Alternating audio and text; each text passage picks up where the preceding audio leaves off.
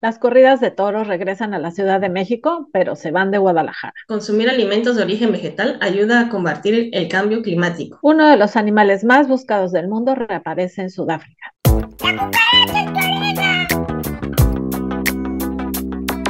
Bueno, bienvenidos a La Cucaracha en tu Oreja, su único noticiero con las noticias animales más importantes de esta semana. Y los invitamos a suscribirse al canal, a dar like y a compartir en sus redes sociales. Y bueno, esta vez los saludamos Adriana Cosío y Sandra Hernández. Pues vamos con nuestras noticias al vuelo. Uno de los animales más buscados del mundo reaparece en Sudáfrica. Consumir alimentos de origen vegetal sí ayuda a combatir el cambio climático. Corridas de toros regresan a Ciudad de México. Suprema Corte elimina suspensión y niega frenarlas. Quimeras más allá de la ingeniería genética. Guadalajara se queda sin corridas de toros. Irán dice haber puesto en órbita una cápsula con animales para preparar misiones humanas. Y bueno, pues empezamos con nuestra sección de exóticos. Pues después de 87 años que pues hablaron de este topito en particular, que lo conocen como topo ciego iridiscente, pues reaparece ahora en Sudáfrica. Y este hallazgo fue mediante un análisis de DNA ambiental. El estudio fue realizado por un equipo de conservacionistas del Endangered Wildlife Trust y de la Universidad de Pretoria. Y estos resultados ya están publicados en la revista Biodiversity and Conservation. Esta es una especie que se menciona en una iniciativa internacional para encontrar lo que se llaman los 25 animales perdidos más buscados del mundo. Y este descubrimiento fue mediante lo que se conoce como muestras ambientales, en donde lo que se buscan son muestras de pelo o heces en madrigueras o lugares donde normalmente viven estos animales o se han reportado, para averiguar si todavía se encuentran en esa zona. El problema con estos topitos es que son muy difíciles de ver porque viven en cuevas, entonces sí es rarísimo que salgan de sus cuevas. Han metido cámaras y un chorro de cosas, pero no han podido verlos. Pero por lo menos con este tipo de estudios que son pues menos invasores, podemos decir, pues vieron que sí existía en esta zona. Este hallazgo fue en el noreste de Sudáfrica, en la playa de Port Nolot, y este mismo lugar fue en donde se había ya reportado en 1936. Entonces lo que hicieron es que tomaron muestras de las cuevas y luego las compararon con un espécimen que tenían conservado en un museo en la ciudad del Cabo, y pues encontraron que había similitudes desde el punto de vista genético. Y aparte de este topito, se descubrió que en esta zona existen varias otras especies de topos dorados.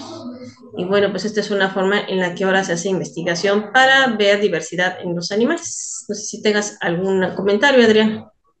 Pues nada más esto, ¿no? De que conforme van desarrollándose más técnicas, una es que podemos ser menos invasivos cuando estudiamos a los animales y eso es importante porque no les generamos daño. Y por otro lado, bueno, pues entonces tenemos mucho más información de la que se podría tener como a simple vista. De hecho, las clasificaciones animales han cambiado a raíz de estos estudios de genética, ¿no? Pues sí, así es. Bueno, pues ahora pasamos con nuestra nota perrona. Pues les voy a platicar algo que no es como nuevo, no será la primera vez que lo escuchen, pero otra vez tenemos un estudio importante que dice que consumir alimentos de origen vegetal sí ayuda a combatir el cambio climático. Y eso además es un estudio que pues es integral y contempla distintos aspectos que les voy a ir platicando. Este estudio fue publicado en la revista Nature Communications y se titula Los objetivos de alimentación y de biodiversidad con novedosas alternativas basadas en vegetales y tanto como para sustituir la carne como los productos lácteos. Entonces, este artículo propone que si de aquí al año 2050 la mayor parte de los seres humanos modificamos nuestra alimentación, disminuyendo al 50% el consumo de productos de origen animal, o sea, ni siquiera pide que los eliminemos, como puerco, pollo, res y lácteos, entonces, los sustituimos por los de origen vegetal, podríamos reducir hasta en un 31% la emisión de gases de efecto invernadero del sector agrícola en comparación a los datos del 2020. es una proyección que se hace, y además la superficie agrícola ganadera mundial también disminuiría en un 12% y el consumo de agua bajaría un 10%. Si ponemos esta información en el contexto de México, pues en México hay 35 millones de vacas y de estas 1,5 millones se utilizan para la producción de leche y sus derivados. O sea que la mayoría de estos 35 millones de vacas están destinadas para producir carne. Y, eh, y el investigador, que es Guillermo Murray Tortaldolo, dice que es terrible decirlo, pero que en realidad es que cualquier alimento es mejor medioambientalmente que consumir bovinos. Si tú sustituyes la mitad de tu consumo de res por pollo, reduces la huella de carbono de manera espectacular, por ejemplo. Y es un análisis integral que hace sobre la modificación de lo que comemos, así como la importancia de trabajar en estrategias para facilitar la transición en los cambios alimenticios. Y también para trabajar en estrategias multisectoriales que logren transformaciones, como por ejemplo la baja de consumo de carne. Si se baja el consumo de cárnicos, pues qué pasaría con toda la gente que depende de este sector en cuanto a su trabajo. Sin embargo, pues cualquier acción que pueda orientarnos hacia cumplir estos objetivos que están acabando con la vida en el planeta, pues entonces son valiosos, ¿no? Y un ejemplo que da también el investigador Murray es que hasta 2018 México era autosuficiente en carne de res. Sin embargo, los últimos 5 años, pues se ha tenido que importar, dado que ya no hay suficiente área para producirla. Entonces, esto también es un indicador que tiene que haber una modificación profunda de los sistemas, ¿no? De producción y de consumo de alimentos. ¿Y cuáles son las consecuencias de producir bovinos? Bueno, una es que se hacen cambios en el uso de suelo, ya que las vacas necesitan grandes cantidades de terreno para poderse mantener. Y tanto si se hacen pastoreo como si se tienen estabuladas, si se tiene que de todos modos producir su alimento para llevárselos, ¿no? Entonces, esto ha ocasionado que en todo el planeta pues quitemos bosques y selvas para colocar pastizales o en su caso productos para alimentar a los bovinos. Y es mucho más barato tener vacas en sistemas de pastoreo. Entonces, si son pastizales naturales, como sucede en las pampas en Argentina, en Uruguay o en África, pues el impacto ambiental no sería tan grande, porque eso es un sistema natural, contrario a lo que ocurre cuando metes el pasto y quitas vegetación nativa, con lo que hemos hecho en los ecosistemas de bosque y de selva en México, ¿no? También se alteran todos los ciclos biogeoquímicos, ya que para poder conseguir que los pastos aporten suficiente nitrógeno para que las reses construyan sus propias proteínas, entonces se meten muchísimos fertilizantes, tanto nitrógeno y fósforo, y esto ocasiona toda una alteración en los sistemas del suelo y también se van por escurrimiento hacia los cuerpos de agua y entonces alteran todos los ecosistemas acuáticos. Por otro lado, pues también hay emisiones de gases de efecto invernadero, ya que el pasto tiene más carbono por cada molécula de nitrógeno que lo que tiene la vaca. Entonces, para poder balancear esto, las vacas a la hora de consumir nitrógeno o los pastos, pues se quedan con el nitrógeno, pero eliminan el carbono, por decirlo de una manera fácil, y entonces esto va generando metano, ¿no? Cuando se va mezclando con el agua, y esto, bueno, pues sabemos que genera, es uno de los principales gases de efecto invernadero. Y pues en México las vacas son la principal fuente de emisión de dicho gas a la atmósfera y están muy por encima de otro tipo de fuentes como es la basura, los automóviles o la quema de combustibles fósiles. Y entonces Tortarolo dice que aunque otras formas de proteína como el cerdo y el pollo también contaminan, pues sus contribuciones son bastante menores. Sin embargo, lo que se plantea es que la misma cantidad de proteínas que la carne contiene sea consumida a través de vegetales y esto implica que hay que hacer serían dietas más sostenibles. Si este cambio tiene que considerar todo el valor nutrimental, porque también mide las grasas, los hidratos de carbono e incluso se tienen que medir los aminoácidos que están en las proteínas. Y se sugiere que estos cambios en la dieta pues se hagan de manera gradual y que las dietas sean personalizadas considerando el estado de cada individuo, ¿no? Y desde el punto de vista nutrimental, según explica Valdés Moreno, que es una nutrióloga, dice que disminuir el consumo de carnes ayuda a la prevención de enfermedades cardiovasculares y también disminuye los riesgos de padecer enfermedades como diabetes, algunos tipos de cáncer y disminuye los riesgos de infartos. Entonces, pues también tiene repercusiones sobre la salud y no sobre el medio ambiente. Y bueno, además, pues lo hemos hablado otras veces sobre la condición el bienestar animal, ¿no? Y este estudio también plantea un crecimiento en las economías locales debido a que favorecen la alimentación a base de vegetales y esto impulsaría el trabajo de los productores nacionales, aunado a que se requiere menos combustible para transportarlos y también se podrían ver reflejados al reducir la contaminación y al haber sistemas más justos también y también reforzaría la identidad en términos de consumir lo propio. Sabemos que en México, pues se conoce una de las dietas que es muy saludable, es lo que se conoce como dieta de milpa, que incluye una gran variedad de alimentos vegetales principalmente y promueve identidad nacional a través del consumo de productos propios del país. Entonces, pones como ejemplo que el área que necesitas para cultivar 1 kilo de frijoles es mucho menor que para 1 kilo de carne. De hecho, si como mexicanos nos decimos ya no voy a comer carne de res y toda esa proteína la consumimos en distintas variedades de leguminosas para balancear el aminoácido, se podría reforestar hasta en un 30% el área del país impactada por el ganado bovino. Entonces, bueno, pues tomémoslo en cuenta y además minerales y vitaminas las obtenemos de los vegetales, entonces eso también facilitaría la alimentación. ¿Cómo ves, Sandra? Entonces, pues ahora vamos a entrar al bicho legal.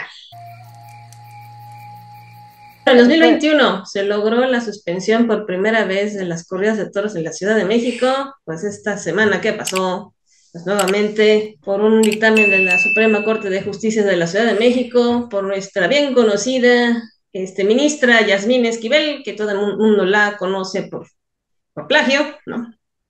entre otras Plagió, cositas. entre otras cositas, pues decidió o puso la iniciativa para evaluar el tema de la suspensión de corridas de toros y pues hubo junta y pues que gana. Entonces, por unanimidad, así que no vamos a echarle la culpa a la ministra, fueron todos los ministros de la Suprema Corte, no nada más Sí, ella. pero quién sabe cómo manejan la información, Uh porque -huh. por unanimidad, esa es No. una nota que sacaron ellos mismos, perdón, Mm, sacó la Plaza México, ¿no? sí, así es, creo que sí. Entonces Y habría que ver también otras creemos que fuentes. los taurinos hablan un español diferente al que hablamos nosotros. Yo creo que sí. Bueno, suspendieron precisamente esta prohibición que tenían en la Plaza de Toros México. Y pues se negó a otorgar también un freno definitivo a esto. Pues fíjense, dentro de lo que es la prohibición de corridas de toros, el primer estado que prohibió las corridas fue Sonora y luego siguieron Guerrero, Coahuila y Quintana Roo. El tema con esto es que con esto da un antecedente el cual podrán utilizar otros estados, pues precisamente para eliminar estas prohibiciones que tienen actualmente ahí en estos estados. Es un problema que se podría presentar, pero pues ya se han hecho pues varias encuestas y mencionan en la nota que ya en el 2019 había una mayoría en la población de la prohibición de este tipo de actividades. El propio presidente, ¿no? Llegó a decir que se podría hacer una consulta popular para que se pronunciaras. Sin La embargo, pues jefa de sí, gobierno en ese entonces también, toda también vez, dijo, ¿no? sí, sí, Pero no así hizo nada. es. Sí, porque esta suspensión que se logró la realizó una asociación civil, que fue la que logró esto, y que también la apoyó la Comisión de Bienestar en el Congreso, para una reforma de ley en temas de protección animal, y bueno, pues, pero realmente no fueron los de la Comisión de Bienestar Animal los que la metieron, fue esta asociación civil que logró la Ujú. suspensión mediante el apoyo de otro juez ahí de la misma Ciudad de México. Pero bueno, esto no es tema nada más de México, sino también, por ejemplo, en España, que se supone que es la cuna de las corridas, también ha crecido pues el ya no querer ese tipo de actividades con los animales, ¿no? Entonces, por ejemplo, ya en Barcelona están prohibidas y en otras regiones ahí de España también ya están prohibidas las corridas de todos. También por ejemplo, en Bogotá, en Colombia, también ya están prohibidas y sí, poco a poco, pues a varios países están prohibiendo las corridas de toros, pero al parecer aquí en México se rehúsan Es a que el lobby quitarlas. taurino en la Ciudad de Ujú. México sabemos quién es, ¿no? Sí, ahora pasamos a nuestra nota desde la ciencia. ¿Qué hay, Adrián? Sí, vamos a hablar sobre quimeras, ¿no? Más allá de la ingeniería genética, perdón. Y esto se hace a través de un área de la biología que se conoce como biología sintética, que permite crear organismos vivos a partir de mezclar células embrionarias de dos individuos distintos que pueden ser de la misma especie o de diferentes especies. Y son muy utilizadas en el campo de la investigación biomédica, pero pues surgen muchísimos dilemas éticos que vamos a ver un poquito más adelante. Quimera viene de una palabra que quiere decir animal fabuloso, y en la mitología griega pues se refería a un monstruo híbrido, ¿no? A una criatura que tenía cabeza de león, cuerpo de cabra, cola de serpiente, que era hija de Tifón y de Equidna, ¿no? Y tenía tres cabezas, una de cada uno de los animales que la componía. Entonces, como criatura mitológica que era, pues en realidad era un animal imposible, fruto del capricho de los dioses. Sin embargo, bueno, en la Real Academia Española de la Lengua, lo que dice es que otra forma de entender la palabra quimera, otra definición, es aquello que se propone a la imaginación como posible o verdadero sin serlo, ¿no? Y pues la biología sintética ya logró que eso que se imaginaban pues se volviera una realidad y lo que hace es como tratar de rediseñar, ¿no? Sistemas biológicos que ya existen en la naturaleza, que son evolutivamente adaptables, etcétera, a los que añade o modifica algunas características y entonces crea estas nuevas criaturas. Por lo general, el cruce de células embrionarias no da lugar a una criatura nueva con partes como de distintos animales, como esta quimera mitológica, ¿no? Sino en realidad lo que sucede es que los genes se mezclan en distintas partes del organismo y entonces un ratón quimérico, por ejemplo, puede tener células que se manifiestan en distintas partes del cuerpo, ¿no? Y se diferencian pues por pigmentación o a veces por morfología. Y por su aspecto, pues también les denominan mosaicos. Quiere decir que existen células genéticamente modificadas sin ser genéticamente modificadas en un mismo organismo. Entonces, este estudio o este tipo de tecnología se dirige hacia la producción de ratas transgénicas para tratar enfermedades humanas en la investigación biomédica y más a largo plazo para producir gametos, es decir, óvulos y espermatozoides de animales en peligro de extinción. Es pues lo que dicen quienes están trabajando en esta área. Y más recientemente hubo un escándalo, creo que no sé si lo dimos como noticia acá, pero los medios de comunicación informaban del nacimiento de un mono quimérico engendrado a partir de células procedentes de dos embriones distintos de la misma especie. Entonces seguía siendo pues un animal, ¿no? De la misma especie, pero sí era un paso hacia hacer este tipo de hibridaciones extrañas o de síntesis. Y a diferencia de otras quimeras animales, cuando se quieren mezclar gametos humanos junto con gametos de animales no humanos, pues entonces empieza a haber muchos más cuestionamientos. Sí, y como por ejemplo, si se mezclan células embrionarias humanas en un embrión de cerdo en desarrollo, ¿cómo se llamaría el animal resultante? ¿Qué porcentaje de células humanas debe tener un animal para considerarse humano? Cuando deja ese animal de ser un cerdo y empieza a ser un humano, estéticamente aceptable generar estos animales para una posible utilización en medicina regenerativa, porque digamos estaríamos usando algo que es parcialmente humano para la medicina, pero también es parcialmente cerdo, ¿no? Y sabemos toda la discusión que hay pues en el uso de animales no humanos en la investigación. Está justificado el riesgo que se corre a crear estas quimeras entre humanos y cerdos con fines terapéuticos médicos, pues se sabe que las células utilizadas podrían llegar a expresarse en el cerebro o afectarlo y a la capacidad reproductiva, ¿no? Entonces, estos órganos son los que inciden, pues, en esta definición de especie, ¿no? Que también es compleja. Entonces, hasta el momento, pues hay un consenso internacional que recomienda detener la gestación de todos los embriones quiméricos de cualquier especie animal con células embrionarias humanas.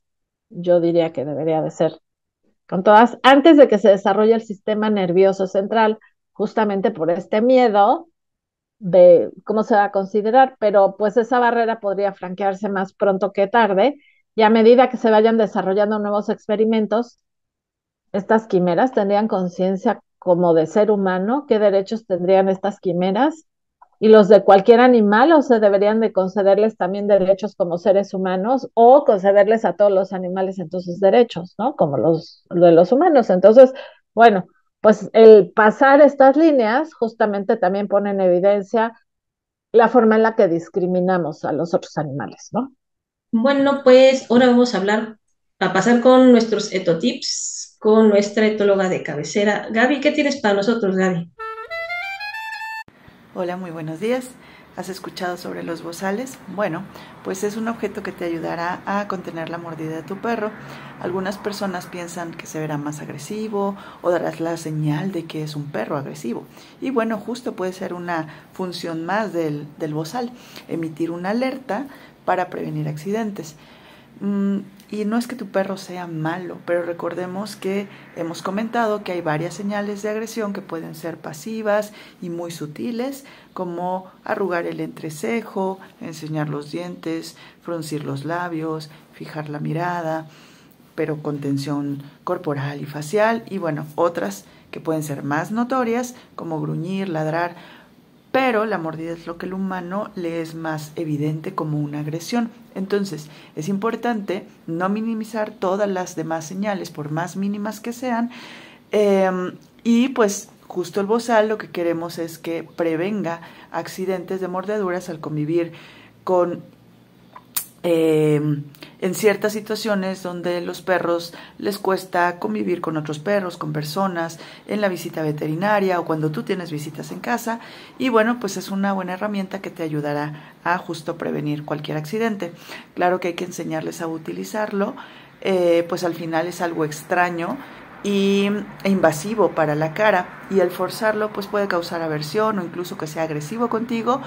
Si practicas colocárselo por unos segundos, que esté sobrepuesto mientras premias que lo acepte, y así paulatinamente vas dejándolo por más tiempo hasta que logras ajustarlo y que lo utilice por el tiempo necesario.